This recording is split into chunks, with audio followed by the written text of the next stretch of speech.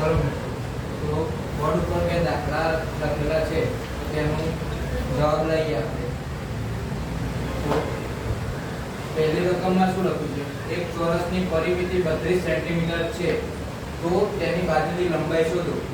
તો પહેલા આપણે જે અંદર લખેલું છે સૂચનામાં તે પહેલા લખી દઈએ રકમમાં. એક ચોરસની પરિમિતિ 32 સેન્ટીમીટર છે, તો પહેલા લખીશું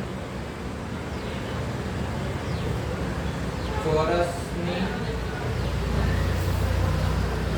પરિમિતિ બરાબર 32 સેન્ટીમીટર છે.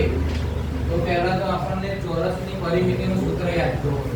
ચોરસની પરિમિતિનું સૂત્ર 4 ગુણ્યા લંબાઈ છે. ચોરસની પરિમિતિ બરાબર 4 ગુણ્યા લંબાઈ.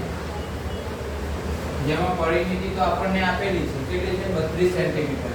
તો અહીંયા લખશું 32 બરાબર 4 ગુણ્યા લંબાઈ. અને આપણને રકમમાં લંબાઈ શોધવાની જ કીધી છે, તો લંબાઈને સૂત્રનો કરતા કરશું. લંબાઈ બરાબર આ 4 છે અને 32 ના છેદમાં જવા દેશું. 32 ભાગ્યા 4. તો લંબાઈ બરાબર 8 સેન્ટીમીટર. તો ચોરસની લંબાઈ મળી આપણને 8 સેન્ટીમીટર. તો આનો જવાબ થશે જવાબ બરાબર 8 સેમી. એવી ને એવી રીતે બીજો દાખલો. એક લંબચોરસની પરિમિતિ 22 સેન્ટીમીટર છે. જો તેની લંબાઈ 7 સેમી હોય તો પહોળાઈ કેટલી થાય?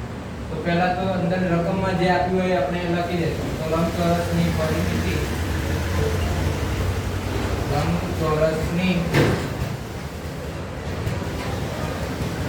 પરિમિતિ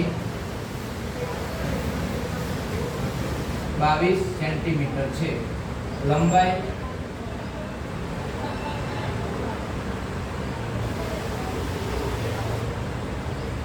7 સેમી છે.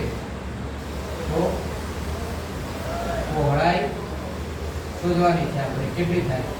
તો પહેલા લંબચોરસનું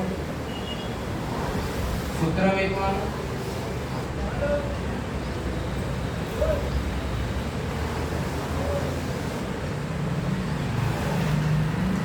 બે કૌંસમાં લંબાઈ વત્તા પહોળાઈ. મતલબ લંબાઈ અને પ મતલબ પહોળાઈ. તો લંબચોરસની પરિમિતિ અંદર આપેલી છે, કેટલી છે? 22 સેન્ટીમીટર. 22 બરાબર 2 કૌંસમાં લંબાઈની જગ્યાએ લંબાઈ કેટલી? 7 સેન્ટીમીટર વત્તા પહોળાઈ એમના એમ. હવે સૂત્રમાં કરતા કરશું પહોળાઈનું.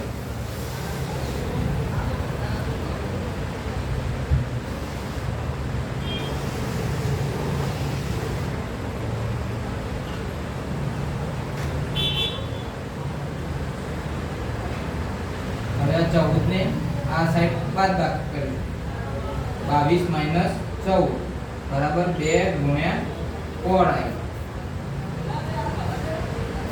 તો 22 માંથી 14 જાય એટલે કેટલા વધે? 6 ને 8. 8 વધે. 22 માંથી 14 જાય એટલે 8 બરાબર 2 ગુણ્યા પહોળાઈ. એ 2 ગુણાકારમાં છે. આ સ્લાઈડ આવે તો છેદમાં આવશે. 2 ભાગ્યા પહોળાઈ. તો આ બંનેનો ભાગાકાર કરશું. એ ઉપરથી આપણને પહોળાઈ 4 સેન્ટીમીટર મળશે. પહોળાઈ 4 સેન્ટીમીટર.